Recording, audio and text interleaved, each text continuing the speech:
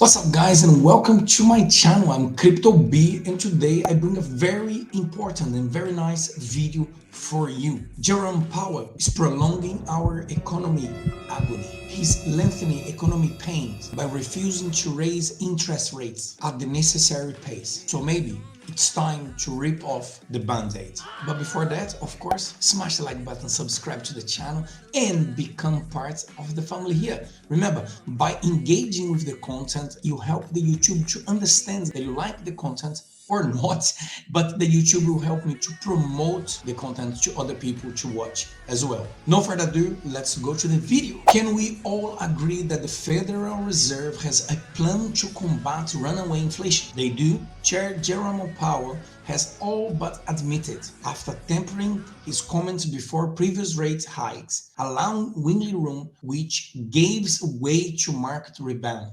Powell has left no bones about this one. It's necessary to wreak some havoc on the economy and put downward pressure on the labor market and wage increases to stop the creep of inflation. Whether you buy into their logic or if you believe, like Elon Musk, that such movements could result in deflation, it doesn't matter. All that matters is what those voting on the rate hikes believe. And there's plenty of evidence that they won't stop until the rate is over 4%. Wednesday, rate increase of 75 basis points only moves us in that direction. This is the third such adjustment of 75 basis points, and we have been all but told that it wouldn't be the last. While these rate hikes have been historical, they prolong the economy pain associated with them. It's time for the Feds to be brutally honest about where the economy is and where it's heading. Jerome Powell has said that he's aimed to give the economy a soft landing. However,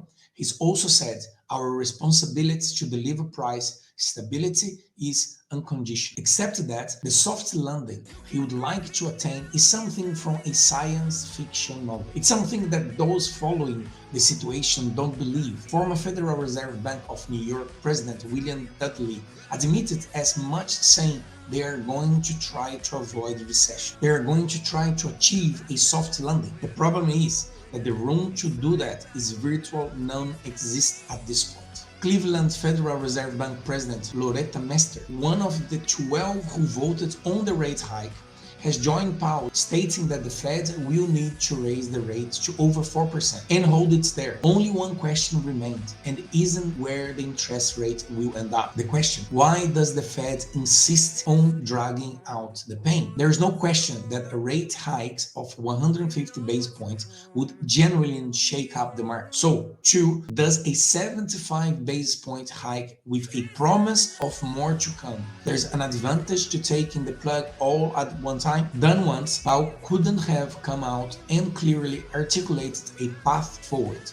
He could have assumed Wall Street citizens and trading partners across the globe that the 150 basis point hike is the magic bullet needed to bring down inflation and that any other movement would be inches rather than miles. Instead, Powell noted at his Wednesday press conference that an additional 100 or 125 basis points in increase would be required by the end of the year. Here you can see the graphic of the federal effective rate. As you can see here, 2017 into 2020, and then 2022, and then we are going up. So, as with most chains, clear communication is the most important element to get by. Right now, traders feel betrayed. In the beginning, Fed forecast indicates that a 75-point hike was historical and unlikely to be replicated. Yet, inflation persists. In the long run, an honest approach would create more upheaval on the front end, allowing the healing to begin much faster. A Brook Institution study understanding US inflation during the COVID era reached an unsurprised conclusion. The Fed likely will need to push unemployment far higher than its 4.1% projection if it is to succeed in bringing inflation down to its 2% target by the end of 2024. The Fed has kept interest rates at historically low for over a decade. Investors, companies, and society have begun operating as if near zero rate would serve as the norm. Understandably, this this rapid departure from the norm has rattled market and implication extend far beyond the market. The implications such increase have for the national debt are even more excruciating. However, the increase are coming. There is no question about that. To continue the charades that 75 base points and some numbers of the similar additional increase is some more palatable because the market don't feel it's all one time in sheer poopy cost. The market, as well as investors,